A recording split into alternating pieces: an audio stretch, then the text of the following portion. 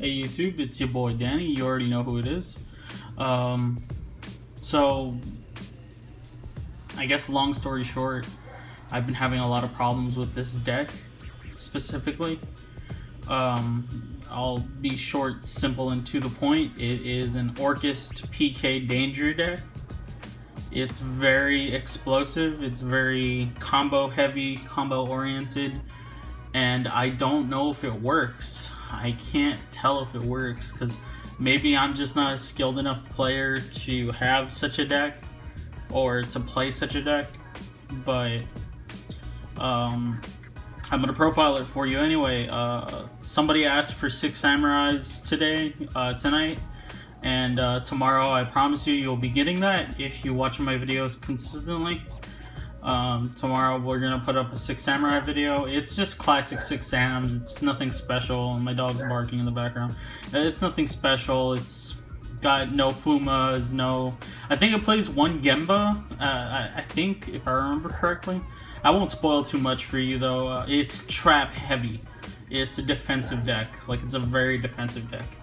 And anyway, I'll go ahead and get into this, starting off with the Orcust monsters.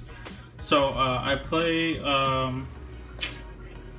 2 of the little guy, the base bombard. This little guy's effect is that when he's in grave, he can be banished to special summon 1 Orcust from the hand. The Orcust lineup isn't really that heavy. I play 2 symbol skeletons. 2 symbol skeletons just for recursion of graveyards. You banish it and you can special summon 1 from the graveyard. That includes your links, and this deck is a link laddering deck. It link ladders. So there is that. And then this is the only Orcust that I play 4 of, because I believe that it is the correct ratio of Orcust to play, is Harp Horror. Harp Horror lets you summon from the deck. I think anything that lets you get value from the deck directly is A1. I can't see playing less than 3. Maybe if you were going for a more PK heavy variant. I wasn't trying to go PK heavy. I was trying to I'll explain things as I go, I guess. And then I play 1 Nightmare and 1 World Wand. You know, World Wand for the discard effect, Nightmare for the discard effect. They're basically the discarding Orcust monsters. So those are the Orcust monsters. I'm gonna put those there. Up next is the PK lineup. I play 2, I guess, Dark Warrior lineup, I should say. 2 Phantom Boots, 2 Silent Boots, and 2 Ancient Cloak. So the reasoning behind this, and I'll explain everything. Like I said, explain everything.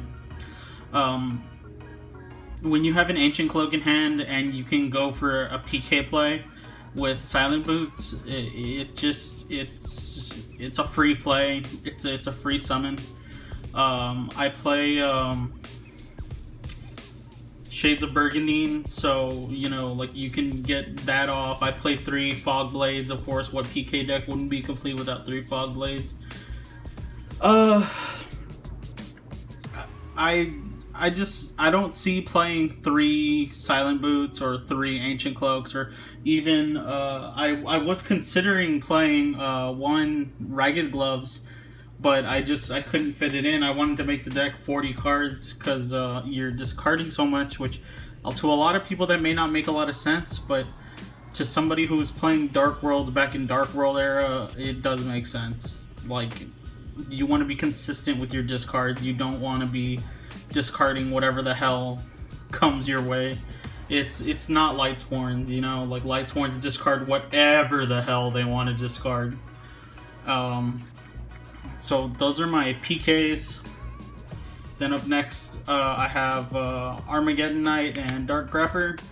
Dark Grepher's in here because he's the be-all, end-all. Like, if you open him, you pretty much win the duel.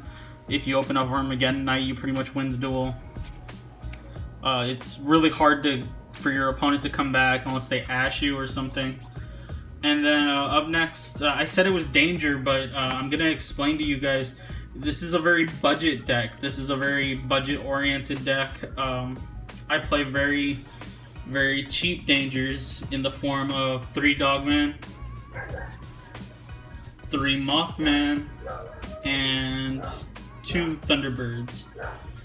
And for those of you who don't know what each of these cards do, I will explain them. Dogman, you call it, and if you call it wrong, it gets summoned. If you call it right, your opponent loses 1,000 attack points. I have Mothman, which if you call Mothman, you call it wrong, you draw a card. All of them the same thing, draw a card. You discard it, draw a card, then discard a card. But if not, you special summon it. It's a free body. And then we have Thunderbird, who right now are going for like $4 or $5. Pick them up while you can. They're gonna go up in price. I can already see it coming with the new ban list that's around. But Thunderbird can pop a set card if you choose wrong. If it gets called, and then if you choose wrong, get special summon, you draw a card. So those are my dangers. I was gonna play Danger Chupacabra and Danger Jackalope, but I wanted to keep it budget, you know, like I wanted to keep it like budget friendly and like just keep it together for like, you know, people to play. And then we have some Orcust cards. I have 2 Orchestrated Returns. This is probably the most expensive card in the deck. I paid $7 a piece for these cards. Orchestrated Return.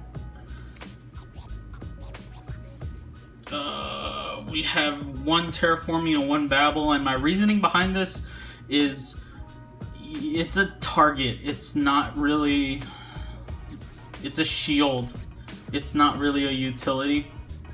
Like, this is gonna be... Your opponent is gonna see this and get scared and, like, Ash Blossom or Ghost Ogre or something, you know. They're gonna do something to it. And in the comments, if you tell me it can't get ashed, well, I mean, well, screw you. I don't know the rules of Yu-Gi-Oh then. Anyway, I only play it at 1 because it's got a huge target on its head. Those Twin Twisters are coming for it. If your opponent doesn't play Twin Twisters, those Thunderbirds are coming for it. Oh, well, Thunderbird can't come for it. Well, you know what I mean.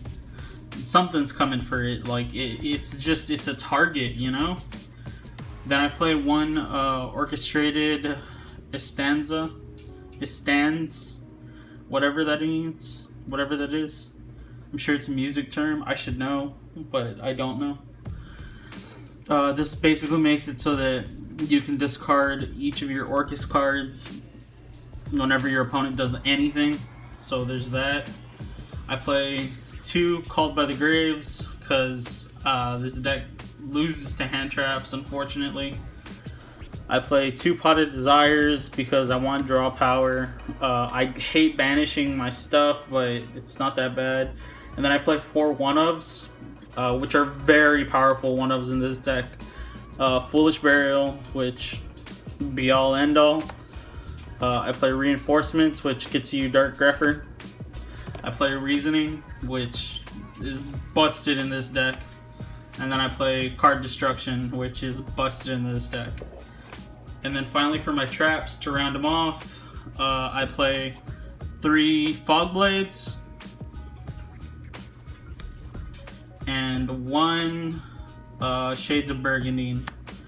So overall, to recap my thoughts on this, I'm going to go through the extra deck real quick.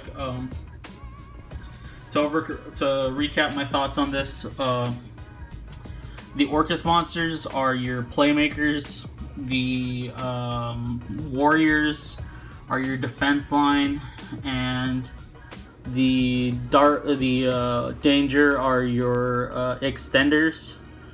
The dangers will help you extend and help you further along your combos. I don't play hand traps in this deck because I didn't want to.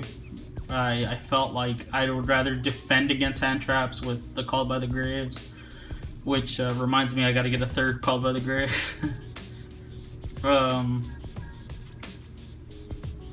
The Fog Blades are your defense line. If they get destroyed, good. You get to special summon out your monsters, and if you send Boots to grave, good. You get to add a Fog Blade. If you send Cloak to grave, good. You get to add Boots. It's just a never-ending cycle, and the deck works pretty well. I can't figure it out. Like, I can't figure out what. There are times where I'm stuck with plays that I just have no idea what to do, or like any idea what to like do at all. Like, I just can't figure it out for the life of me. And maybe that's because I'm a bad player. Maybe that's because I've been out of the game too long. Maybe, who knows? Who knows? I'm sure there's a lot of reasons. But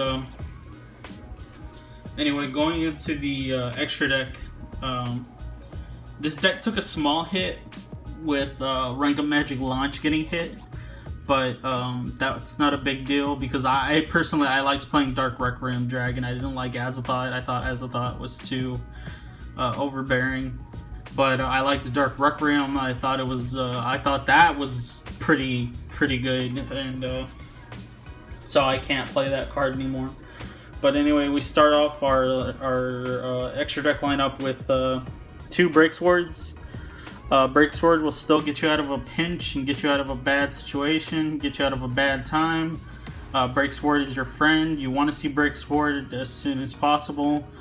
You want to combo him off with Fog Blade, popping your Fog Blades and sending cards to the graveyard. There's that. I play 1 Liviere to extend. Everything banishes in this deck. Everything gets banished. I wanted to see something that could revive my banishment, and Liviere just seemed right. It seemed proper. I play 1 Dante because Dante is Dante. He has a lot of synergy with this deck. Some people would opt out to not play Dante. I don't know. I think personally the Dante helps, but you know, holler at your boy.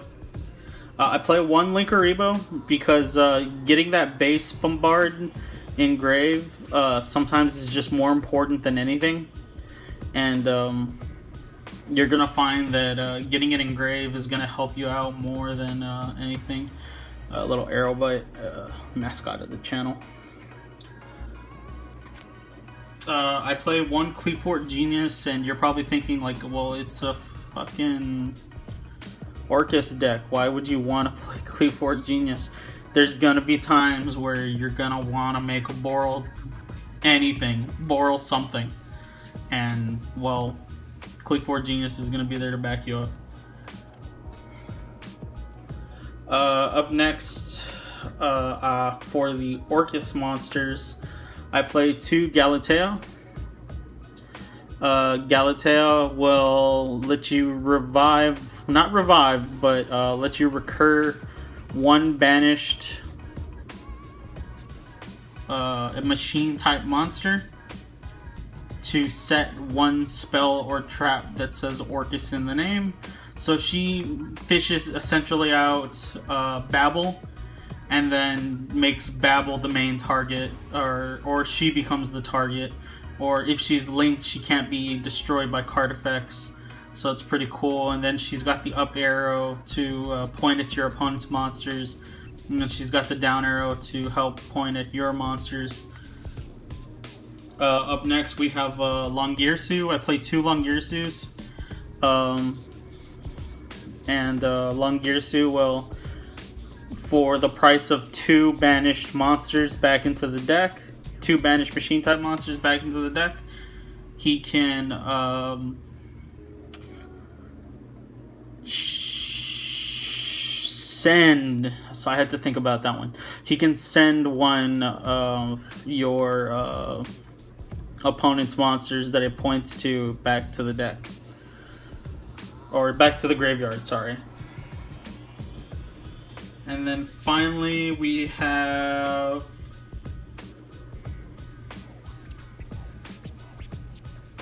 Orcust, who, if you can summon this, GG to you. That just makes things that much harder for your opponent to try and win. He's like skill drain. He's like towers, you know, with his effects. It's a pretty cool card. Kind of hard to summon, but when you do summon it, you summon it. I play one Borreload Dragon. I play Borreload in all my decks. It's the same Borreload if you haven't noticed. It's the alternative art. I play one Decode Talker because I'm still a Decode fanboy. I really like Decode Talker. And then finally I play 2 Rusty Bardish because of setting those